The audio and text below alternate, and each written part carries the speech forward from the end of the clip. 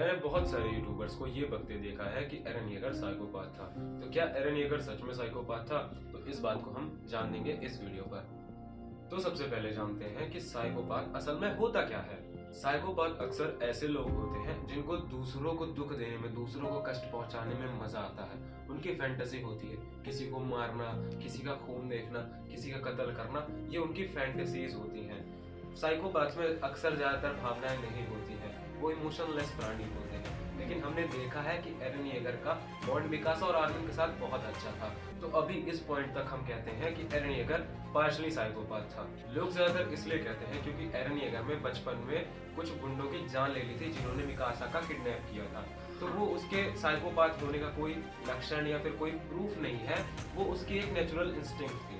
एरन के जो फादर थे वो पहले मार्ले में रहते थे, जो कि वहां उन्हें बहुत ही ज्यादा जान का खतरा रहता था, इसलिए वो हमेशा सर्वाइवल मोड में रहते थे। और उन्हीं के थ्रू एरन के अंदर ये नेचुरल इंस्टिंक्ट आई है हिंसा की।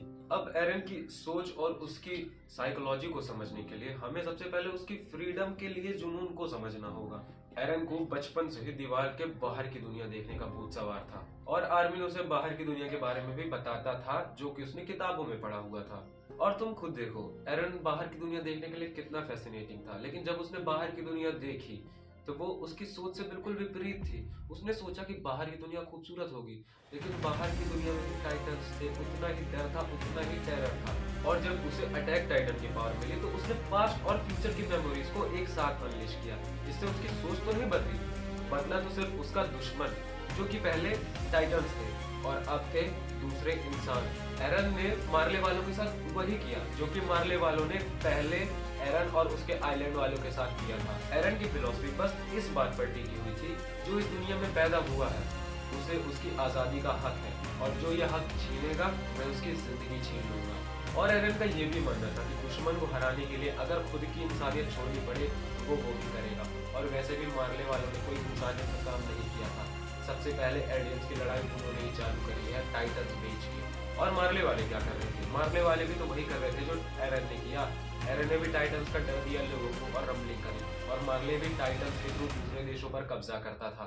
अब शुरू होती है द रम्बलिंग। एरन का विनाश शुरू हो चुका है।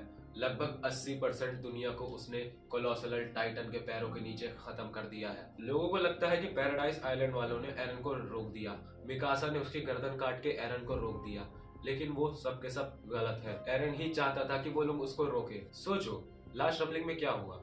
मिकासा ने एरन की गर्दन काटी और जितने भी टाइटन्स बने थे एल्डियंस, वो दोबारा इंसान बन गए और एरन ने सबकी टाइटन्स पावर चुरा ली या खत्म कर दी। एरन ने ऐसे खुद को रोक दिया,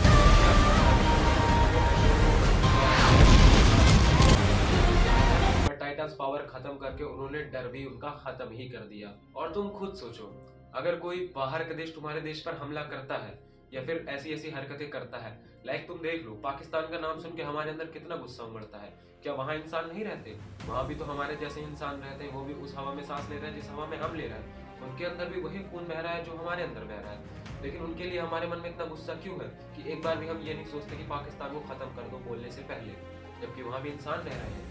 और ऐसा ही मानना एरन का था। वो अपने देश और अपने लोगों को बचाने के लिए दुनिया खत्म कर देगा, और इसी को नेशनलिज्म बोलते हैं। और जमाने से यही चीजें चलती आ रही हैं। अगर तुम दूसरों से नहीं लड़ोगे, उनका जवाब नहीं दोगे, वो तुम्हें खत्म कर देंगे।